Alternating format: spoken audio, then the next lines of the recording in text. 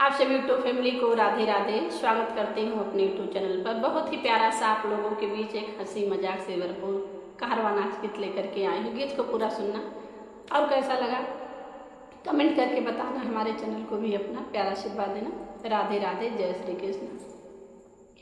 सखीली हली नदिया पे लोन बिया जब के भरी है। सखीली हली नदिया पे लोन बिया जब के भरी है।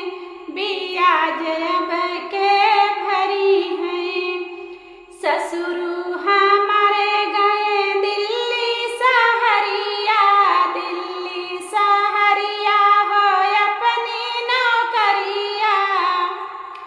ससुर हमारे गए दिल्ली सहरिया।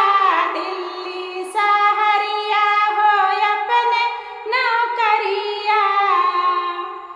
बनी सासू लड़े रोज रोज बिया जब के भरी है। सखी सासू लड़े रोज रोज बिया जब के भरी है। सखी लिहली नदिया पे लोन बिया जब के भरी है।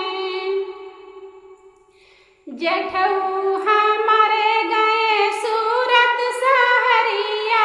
सूरत सहरिया हो अपनी नौकरिया।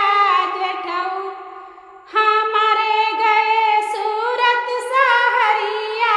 सूरत सहरिया हो अपनी नौकरिया। सखी जेठ